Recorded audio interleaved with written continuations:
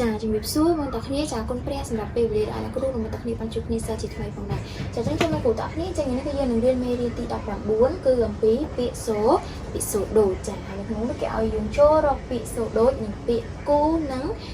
ពីរចាអញ្ចឹងម្ដងទៀតគេឲ្យយើងរកពាក្យសូដូចនិងពាក្យគូនិងពីរចាប៉ុន្តែមុននឹងចូលទៅដល់ការរកពាក្យសូដូចអ្នកគ្រូក៏ចង់ឲ្យតគ្នាដឹងពីនិយមន័យដែរនិយមន័យនៃពាក្យសូដូចមែនទេចានិយមន័យនៃពាក្យសូដូចគឺជាពាក្យអីគេពីរឬច្រើនចាដែលមានសូរសំឡេងរបស់វានឹងគឺដូចគ្នាចាប៉ុន្តែការសរសេរនិងន័យរបស់វាគឺខុសគ្នាចាអញ្ចឹងយើងឥឡូវយើងមកមើលពាក្យរបស់យើងចាពាក្យសូរដូចនៃពាក្យរបស់វាគឺពាក្យគូនិង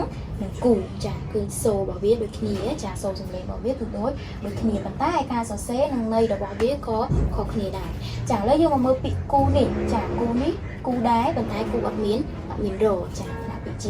ជានាមចាគេដាក់ថាចំនួន2ផ្ទឹមគ្នាចាគេដាក់ឧទាហរណ៍មួយគូពីរគូចាអញ្ចឹងមួយគូពីរគូយើងនឹកឃើញដល់គូយើងនឹកឃើញដល់អីគេចាគឺចាស្បែកជើងដែលយើងពេលអីហ្នឹងគឺវាមាន2ដែលវាមានគូមែនទេចាអីគេទៀតដែលគូទាំងអស់គ្នាចាគឺចង្កឹះមែនទេចង្កឹះដែលយើងញ៉ាំកាទៀវញ៉ាំមីអីផ្សេងហ្នឹងគឺចង្កឹះហ្នឹងគឺវាគូមែនទេគឺវាមាន2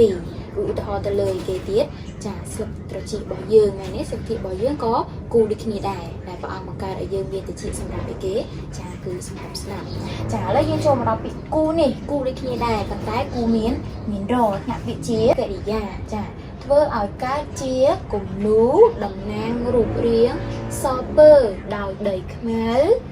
បាកាឬជក់ចាដែលគេឧទាហរណ៍គេដាក់ថាគូរូគូគុំនូចាអញ្ចឹងគូអត់រគូមានរនេះគឺតកតងជាមួយនឹងការគូរូការគូគំនូការគូវាអីផ្សេងនៅលើក្តារខៀនឬក៏នៅក្តារអីផ្សេងគឺគូមានរចាឥឡូវយើងចូលមកដល់ពាក្យអីគេចាពាក្យពីរម្ដងចានៅខាងលើនេះក៏ពីរខាងក្រោមនេះក៏ពីរដែរប៉ុន្តែការសរសេរហើយនឹងន័យរបស់វាគឺខុសគ្នាប៉ុន្តែវាមានសូរសំឡេងរបស់វាគឺដូចគ្នាចាឥឡូវយើងមកមើលពាក្យពីរនេះចាពាក្យអត់រចាថ្នាក់ពាក្យជានិបាតស័ព្ទចាគឺគេដាក់ថាអំពីចាពីនេះឬពីនោះចាឧទាហរណ៍គេដាក់ថាមកពីណាចាមកពីណាឧទាហរណ៍ថាយើងចង់សួរទៅលើលោកគ្រូអ្នកគ្រូដែលថាអូលោកគ្រូអ្នកគ្រូតើមកពីណាឬក៏យើងធ្វើពីនេះពីនោះអីផ្សេងទៀតគឺយើងប្រើពីអត់មានរចាឥឡូវយើងចូលទៅដល់ពីនេះម្ដងចាពីនេះគឺពីមានរចាថ្នាក់ពាក្យជាគុណនាមគេដាក់ថាមួយគួបគ្នាគឺមួយនឹងមួយគេដាក់មុខកញ្ចក់គឺ2ឧទាហរណ៍ថា1 + 1គឺបាន2ចាហើយឧទាហរណ៍គេខាងក្រោមនេះគេដាក់ថាចំនួន2 2000អញ្ចឹងអាពីមានរនេះគឺតកតងជាមួយនឹងចំនួនមែនទេចាឧទាហរណ៍ការប្រើទៅលើចំនួនអីផ្សេងគឺយើងសរសេរពីមានរឧទាហរណ៍2000 200 20000ចាឲ្យតែតកតងជាមួយនឹងចំនួនគឺយើងថែមសរសេរពីមាន